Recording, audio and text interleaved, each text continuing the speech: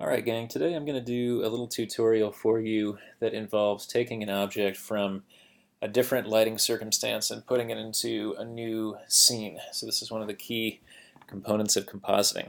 So I'm starting out with a fairly pixel-rich image. I think this thing is about 1,000 pixels across, so not enormous, but it's a good match for my environment. And let me go ahead and open that. It's called Wall Blue. So here I've got this very specific color scheme, and I've chosen it on purpose. If you were to use, outdoor lighting with two different objects, they'd go together almost too easily, so we want to make it a bit of a challenge. We have an explicit light direction coming in here from the left, which I can see from the shadows, and I've also got a nice hole to place something in, so you don't necessarily want to pick a picture where the composition is so locked down there's no room for it. Okay, so back to my head. If I go to the Paths tab, I've done a really careful job in selecting out this deer. And it's not perfect. There's a tiny bit of white fringing left over. But of course, when you guys do it, you're going to do it great. So from a vector-based tool like the pen, I right-click and say Make Selection. I don't have a lot of pixels to work with, so I might just keep my feathering radius small at 1 pixel. And anti-alias is always checked. I want to check back on layers and make sure I'm targeting the correct layer to copy from. Background's all we've got, so that's a simple one. And I'll hit copy and come over here and hit paste. So we can already see how the lighting system, it definitely looks like it's out of place, but there's a couple quick fixes. The first is a transformation, so I'll Command T and then hold down Shift and Alt, and as I drag in from the corner, I can shrink that guy towards the center. So maybe I'll put him somewhere like that. And again, when I'm doing this, I'm not making all the perfect decisions here. It's a pretty unlikely place to put a deer head that low in the wall. Probably poke your eye out when you're sitting down for dinner, but we're just here to worry about the lighting.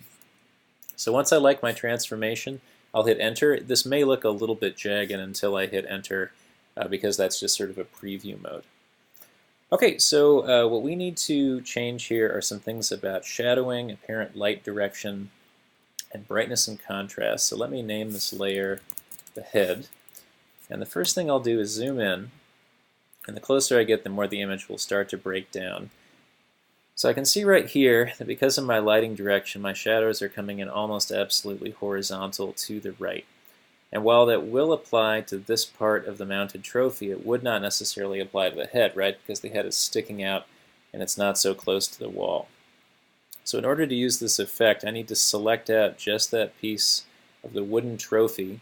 I'll cut straight across the neck, and then I can actually do a really sloppy job here. Because on the layer where the deer head is found, there's nothing else around the edges. So that blue background is on a separate layer, right? So if I hide this, I can see now what I'm selecting. I'll right-click from a pen tool and make selection. Let's use all the same characteristics there. And now I've targeted the head layer. When I hit copy and then edit, paste special, and paste in place, I'll get the exact object right there without moving it at all. So you can tell there's a little bit, like the feathering was handled slightly differently when I toggled those on and off, but effectively we won't be able to see the difference. So I'm going to call this one Shadow because it's the layer I'm going to add the shadow to. And this is one of the few occasions where just a regular drop shadow actually works. If I go to the FX, the effects down here at the bottom, and pick Drop Shadow, there's lots and lots of options, but the main one, you see my shadow is actually pointing in the wrong direction. So I'm going to flip this over so that my line is pointing towards the light origin. And I'll notice this little rim here on the top, which is wrong, but I'll take care of that in just a second. I'll probably be messing around with opacity too. I guess we could do it right here. We could also do it in the layer. So I want to calm that thing down so it's pretty subtle, but I want to be matching the amount of darkness that this guy has.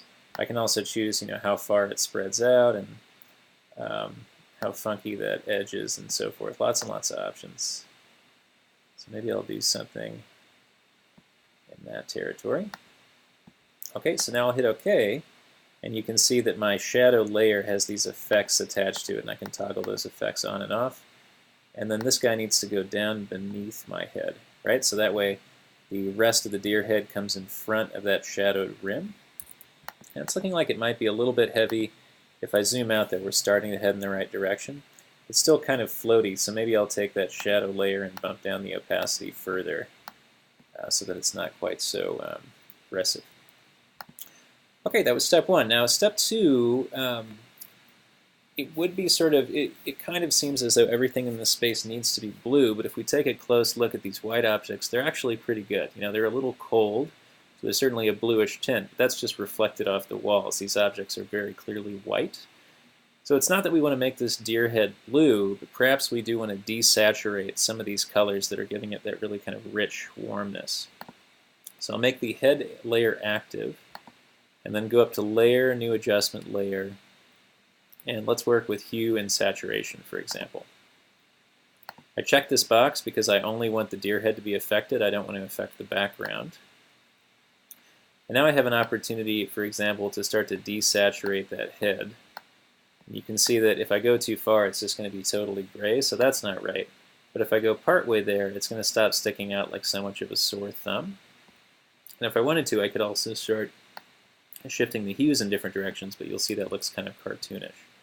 So let's pull that saturation down. You know, I was messing around with the presets too, and I actually found one in here that was pretty good. I did, I think it was old style, and that's more or less what I just did, but we bumped the lightness up slightly. So that's kind of heading in the right direction too.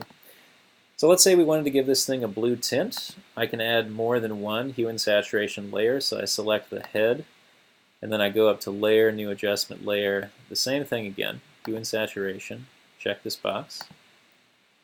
This time, for example, I might pull that hue over into the blue area.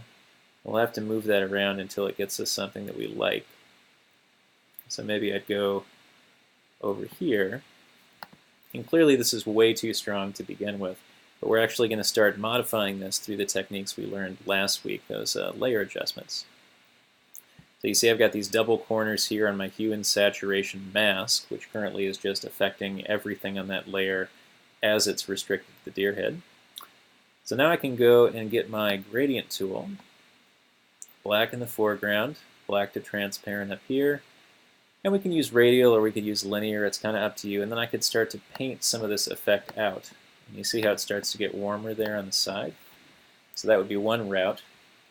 I could also take this guy and just pull it way down in terms of opacity so that it starts to pull back towards warmth. So each of these individual things that you do, right, they're not going to solve things by themselves, and when I toggle it on and off, it's actually quite subtle. And if it's too subtle, I can always pull it back up. So maybe I get something more like that.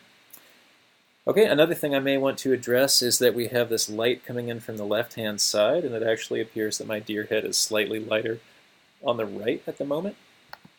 So again, I'll select the head, go up to Layer, New Adjustment Layer, and Brightness and Contrast. Use Previous Layer to create Clipping Mask. And then if I brighten this guy way up, I can do something like that, maybe pull the contrast up slightly. And again, it's overdone, but now I can take that mask, and maybe this time I'll use the linear gradient, and I can come back in and start to paint that out on the right side so that I darken the right-hand side of this guy to make it seem that the light is really coming from a certain direction. So now when I toggle that, it's really apparent that one side is affected and the other side isn't. I might creep it over a little bit more. So when I toggle it, I can see the way that illumination is functioning. Okay, now the last thing I might do is try to address, we've already got this drop shadow in here, and let's bring that back up a little bit so it's a little bit darker. The other issue is that right now in the photograph, the antlers don't appear to be interacting at all with the wall, and I know that even though there's not an explicit shadow there, whenever you just plop something on top of a screen without addressing sort of the haze around it, that's going to be problematic. So to do that, I'll go to the head, right-click that little picture, and say Select Pixels, and that's going to give me back my selection of every single pixel that's on that layer. Now I'll go up to Select, Modify, and say Expand, and let's push this out considerably, like to 20 pixels. So we get this sort of general area that the trophy is occupying. And now I can go to Select, Modify, and Feather, and I can really blow that radius out. So let's say we do something like 10 or 15 pixels. And so even though it didn't change significantly, right now we know that's going to be a super hazy area. So now I'll take this and go to Layer, New Adjustment Layer, and Brightness and Contrast. Keep the box checked. And we're going to pull that brightness down a little bit so it starts to get darker. And at the moment, it just seems to be affecting our deer head because that's what we sort of told it to do. And I take it back. In this particular case, we did not want... Oh, no, we did. Here's what I do. I take this layer and I drag it until it's just above the background and watch the visual change here. Right? And so now I've got this sort of darker haze coming in behind my head, which is sort of the suggestion of a shadow, not really. It's a little too strong, but I can easily come back in and bump down its transparency until the overall result I get. It's really hard to tell any of the singular things that I've done, but if I toggle them off and on, you can see they make a big difference. So you may look at this and say, oh man, I really wouldn't have handled the color in that way. Maybe we can just get rid of one of these layers to bring this thing back up in terms of saturation. So again, I'm not trying to say that the result I have here is absolutely perfect, but what I want you to be thinking about are the 5 or 6 layers or more that may go into making a single object seem like it's a good lighting match for a particular scene.